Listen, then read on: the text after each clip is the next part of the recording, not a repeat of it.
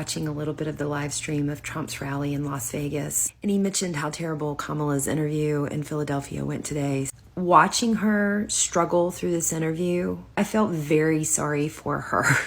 She is so far out of her league. It occurs to me that she may not want to be running for president, but that she has no choice. Someone's decided, and here she is. I'm going to play you a little clip.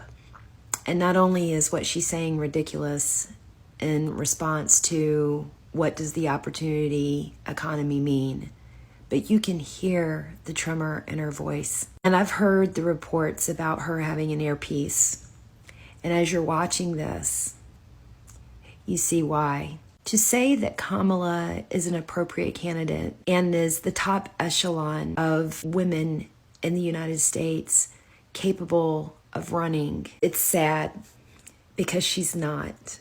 There are so many talented, capable women who are. So in my opinion, it makes women look bad.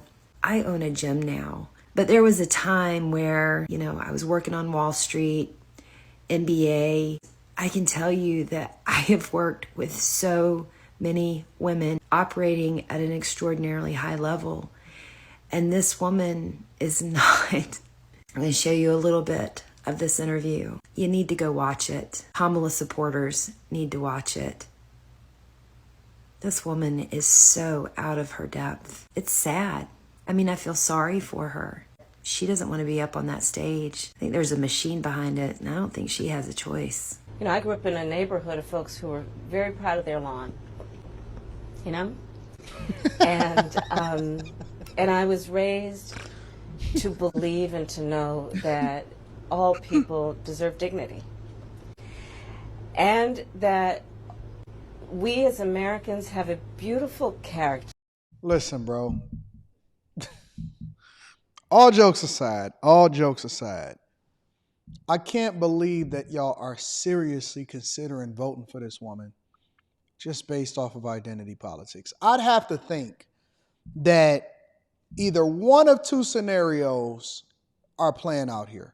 Either A, people that are choosing to vote for Kamala Harris have no idea of what she's about and why she's been hiding all of this time, and why she got spanked in the 2019-2020 primary debate by Tulsi Gabbard, because the woman was right.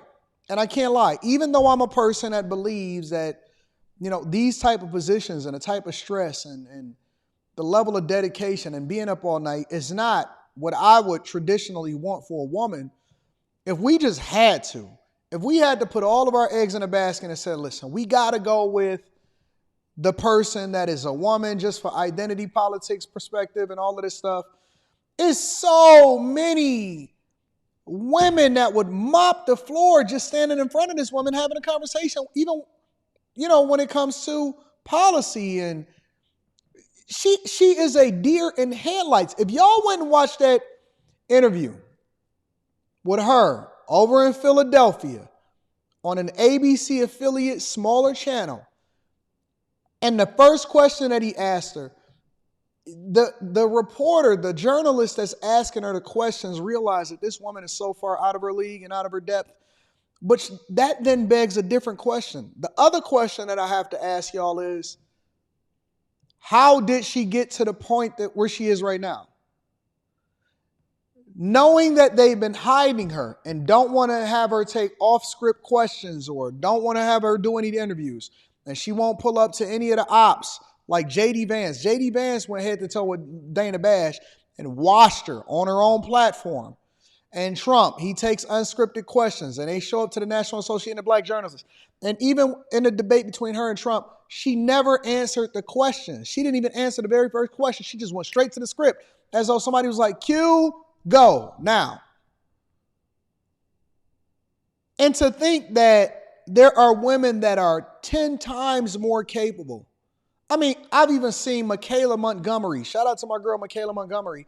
She pull up to op territory all the time, and she able to wash. She hold her own all day, every day. I know women in my regular everyday life that has never even showed up on screen. There's women on TikTok that are able to communicate their points effectively.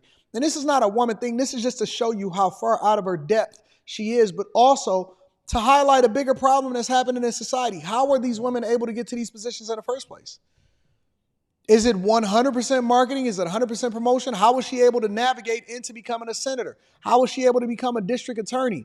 And of course, we know all of the stories and the Willie Browns and all of that stuff. And Judge Joe Brown said that he slept her way to the top. And we can hear his opinion, but we can't necessarily prove it or substantiate it. But the point is that what other conclusion are we left to draw, knowing that this is who we are honest to God, are considering voting for president of the United States of America? I mean, on every front, it seems like she's been put into this position. Even becoming vice president, she was selected based off of identity politics, and you cannot tell me in any way, shape, or form that it's any different. Diversity, equity, and inclusion, because they knew that they had to get black women, and she couldn't debate herself out of a wet paper bag, and Tulsi Gabbard just absolutely smoked her. If you listen to how Tulsi Gabbard communicates versus Kamala Harris, when they're asked questions and going off script and things, it's like night and day. It's night and day. If you listen to how Candace Owens communicates versus Kamala Harris, it's like the dead of the night versus the top of the day.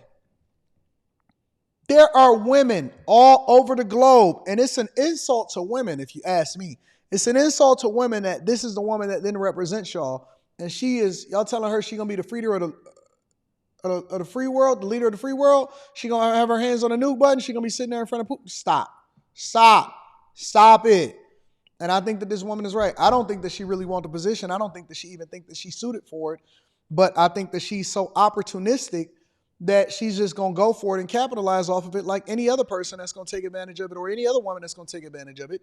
It's apparent, it's obvious that she doesn't know what she's doing. Biden is too old to even think itself left or right. He don't even know whether he coming or going sometimes. He don't know which way to the White House once he gets off the chopper, off the helicopter.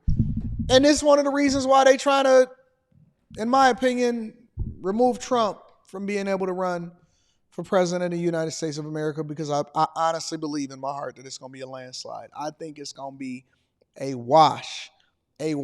Call it what you want. Think what you want. I'm telling you that this woman is... Did you hear what she said? This was the very first question that he asked her. Listen to this. Be up on that stage. I think there's a machine behind it, and I don't think she has a choice. I grew up in a neighborhood of folks who were very proud of their lawn. She's the ditzy girl. She's literally the ditzy girl. What was that movie called? Clueless with Stacey Dash. This girl is. Sometimes I get frustrated and I gotta laugh it off. Oh man, listen, I love y'all. I appreciate y'all, but wake up before it's too late. You got a couple months to get yourself in the shape and get yourself together. Make a better decision. I love y'all. I appreciate y'all. Make sure y'all tap into the Patreon. Link is in the description. Again, I always like to give credit to the content creators, so that link is going to be down in the description also. And Teach Hanley, 40% off your first order plus 20% off of life. I love y'all. I appreciate y'all. Let me know what y'all think in the comments. And come to the Q Show tonight. Millionaire Morning Show in the morning. Subscribe to the channel. Wake up.